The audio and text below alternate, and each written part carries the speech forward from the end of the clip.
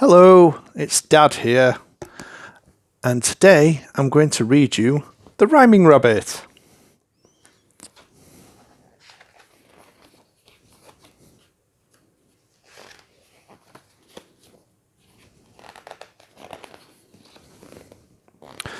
The Rhyming Rabbit was sitting with his family in a grassy field. All the other rabbits were eating the grass, but the Rhyming Rabbit was making up a poem about it.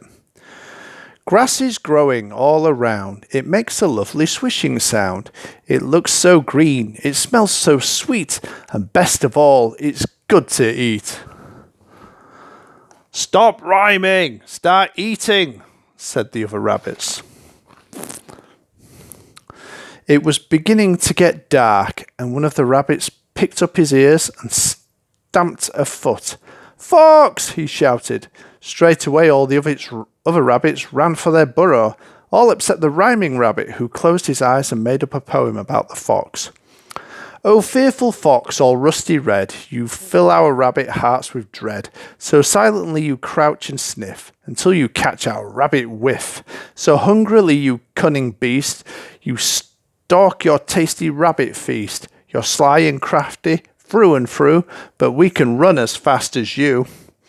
"Don't rhyme, run!" yelled the other rabbits. The Rhyming Rabbit opened his eyes and saw the fox, and ran. He reached the burrow just in time. It was night time, and the tired rabbits lay down together in the burrow, all except the Rhyming Rabbit, who sat apart from the others and singing a song to them. "Sleep, rabbit, sleep, snuggle up and close your eyes and listen to my lullabies. Sleep, rabbit, sleep, dream, rabbits, dream of grassy fields and sunny hours and cabbages and cauliflowers. Dream, rabbits, dream." "Stop singing, go to sleep," said the other rabbits.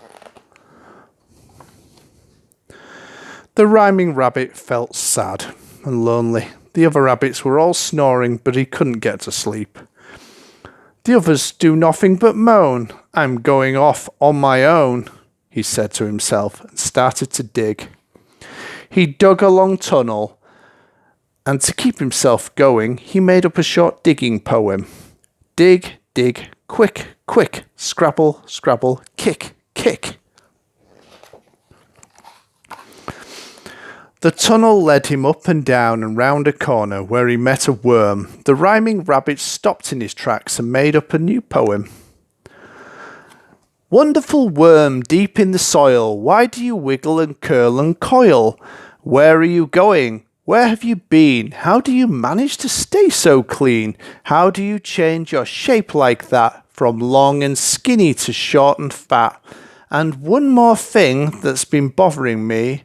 How can you bear to eat earth for tea?" But the worm said nothing. He had no ears. He couldn't hear the poem. Round the next corner, the Rhyming Rabbit met a mole. The mole's eyes were very small, but he did have ears. Maybe he would enjoy a spot of poetry. The Rhyming Rabbit stood on his hind legs and began to recite.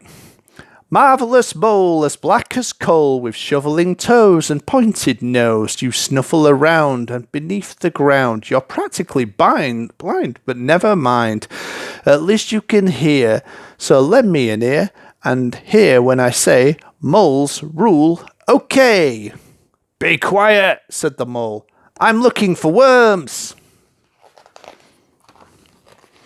The Rhyming Rabbit felt very lonely. But he carried on digging, and he dug until he met a centipede. Straight away he thought of his best poem yet.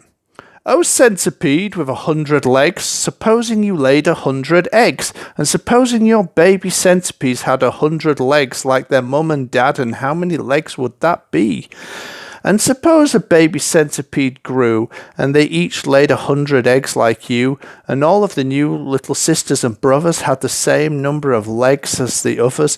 How many legs would that be?" "Shut up," said the centipede. "I hate sums." The Rhyming Rabbit felt sadder and lonelier than ever, and he felt hungry too. He dug his way up out of the earth and into the open air, and found himself on a hill. The grass was covered in dew. It tasted delicious, and the rhyming rabbit ate and ate till he felt much better. Then he gazed up at the night sky and made up a new poem. O midnight blue and velvet sky, O silver stars so bright and high, O yellow moon so clear and full, that shines on trees and grass and the rhyming rabbit couldn't think of a rhyme for full. He stopped and scratched his head. Wool, said a voice. The rhyming rabbit turned around and saw a woolly sheep standing beside him. Thank you, sheep. You found a rhyme, he said, and the sheep replied, I make up poems all the time. Another poet, the rhyming rabbit stared in wonder. Before he could think of a rhyming reply, the sheep went on. How nice it is to meet a rabbit with whom to share my rhyming habit. The rhyming rabbit felt so happy that he decided to make up a poem for the sheep. O pretty and poetic sheep, who stands upon the hill so steep, with handsome horns and woolly fleece, as white as snow or clouds, or geese, suggested the sheep. She smiled at the rabbit and added, I shall make up a poem for you. Oh, yes, I pray you, sheep, please do, replied the rhyming rabbit. So the sheep cleared her throat and recited, Any old rabbit can dig, any old rabbit can feed, but a rabbit who knows how to make up poems is a special rabbit indeed.